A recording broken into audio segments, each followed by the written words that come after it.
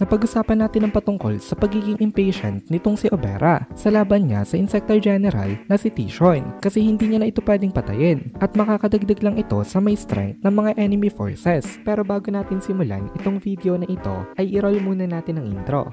Hello everyone and welcome to my channel, ang inyong source ng Tagalog na Tansura Contents. Sa channel na ito ay pinag-uusapan natin ang mga nangyayari sa may Tansura Universe. So without further ado, let's get into the video.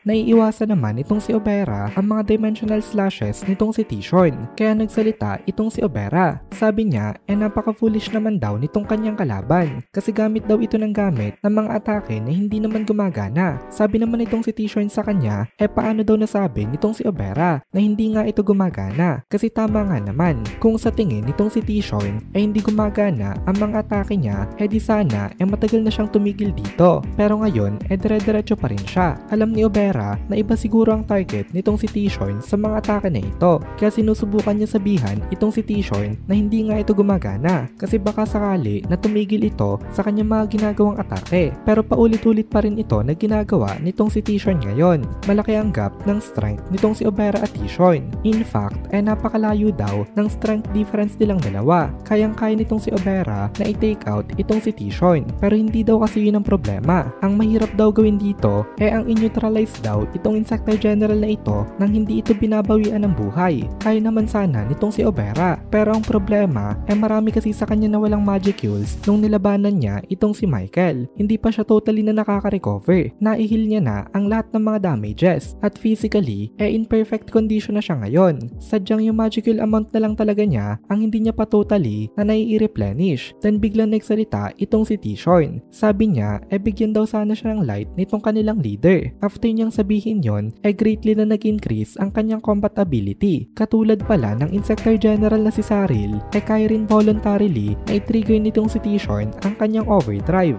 Pero medyo iba ito kung i-compare kay Saril, kasi itong si Tishon completely na in control sa kanyang overdrive. Nai-utilize niya ito to the maximum limit. After niya mag-overdrive, ginamit uli nitong si Tishon ang kanyang dimensional slash. Ito naman ang kanyang atake na tinatawag na Final Dance. Ito ay isang atake na never niya pa nagagamit dati. Ito ang pinakamalakas ang destructive force na nai-release niya. Napaka-spectacular daw nitong scene na ito kasi more than 10,000 dimensional slashes ang magkakasabay niya na nai-unleash at the same time. Talagang imposible na daw ito para sa isang human being na matakasan. Napakalala rin ng naikos nito na destruction. Pero hindi ito tinakasan nitong si Obera. Hinarap niya ito bilang isang matatag na warrior. Na-realize na dito nitong si Obera na masyado na ito nagkokos ng malawakang damage, kaya hindi niya na pwedeng hayaan ito na patuloy na mag-rampage. Kailangan niya na mag-give up sa kanyang idea na ma-neutralize ito nang hindi ito pinapatay. Kaya ngayon mag-all out na rin daw itong si Obera dito.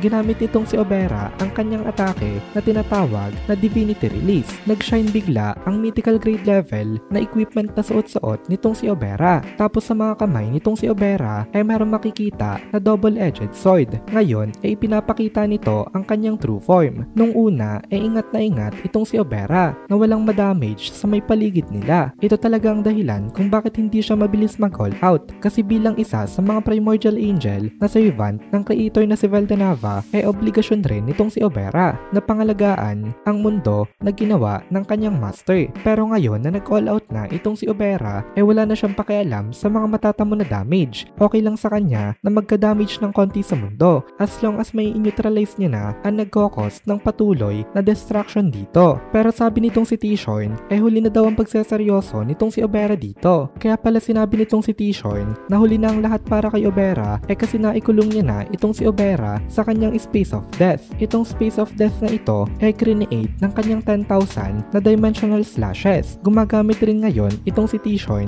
ng interference para mapigilan ang kahit na anong way ng pagtakas gamit ang spatial transportation. Kaya wala na daw way itong si Obera para ma-block ang kanyang mga atake at wala daw duda na may hiwa ito into multiple pieces. Ganitong ina-expect niya mangyari pero nagsalita bigla itong si Obera. Sabi ni Obera sa kanya wala daw sa kanyang epekto ang ganito kababang level ng mga atake. Parang bata lang daw ngayon itong kanyang kalaban. Nahiwa itong si Obera ng isang dimensional slash. Katulad ng pagkahiwa ng space ng Earth nahiwa rin itong katawan niya. Pero ang nakakapagtaka walang dugo dito. Tapos pagbalik ng original state ng Earth ay bumalik din ang original state nitong si Obera. Nagulat itong si T-Shorn nang dahil dito. Sabi ni T-Shorn ay hindi daw maaari. Kaya ang ginawa nitong si Obera ay in-explain niya kay T-Shorn kung bakit ganito ang nangyari. Sabi nitong si Obera ay kaya daw wala itong epekto sa kanya dahil hindi lang daw sa material world nakakonect ang kanyang body. Pati daw sa may spiritual world connected rin ito. Kaya hindi daw siya tatablan ng mga dimensional slashes. Habang sinasabi ito nitong si Obera tumataas rin ang level ng kanyang magicules na para bang ipinapahiwatig nitong si Obera ngayon na siya naman daw ang aatake. Lumiwanag bigla ang espada nitong si Obera. Nakita ni T-Shorn na napaka-dangerous nitong liwanag na ito. Sobrang kinabahan siya dito kasi alam niya na hindi siya makakasurvive once na dumikit ang sword na ito sa kanya. Nakaramdam itong si T-Shorn ng extreme na emotion. Napatanong na lang itong si T-Shorn sa kanyang sarili kung bakit daw kaya siya nanginginig. Ito daw ba ang pakiramdam na takot? Hindi daw maaari kasi hindi pa daw siya nakakaramdam kahit nakailan ng ganitong klase ng emotion. Ito daw ang first time na maramdaman niya ito. Dito na-realize nitong si T-Shorn na hindi niya talaga kaya itong si Obera. Pero by the time na na-realize niya ito huli na ang lahat para sa kanya kasi tinamaan na siya ng planet bombardment nitong si Obera. Isa itong massive slash na nanggaling sa may heaven. Walang pinakawalan itong slash na ito. Napaka-merciless nito sa lahat ng mga nakaharang sa kanyang dadaanan. At itong si T-Shorn ay isa sa mga nasa gitna ng pathway nitong atake nitong si Obera. Kaya nag-disappear siya into the dust. Wala man lang siyang naiwan na legacy na dignity ng isang powerful na individual. At dito na muna natin tatapusin itong video na ito. Kung nagugustuhan mo itong mga videos natin ay please consider joining the membership para mapanood mo na agad ang mga kasunod na part dahil palaging advance ang ating mga members. Also, ay please consider leaving a like at mag-comment ka na din para ma-boost naman tayo ng algorithm.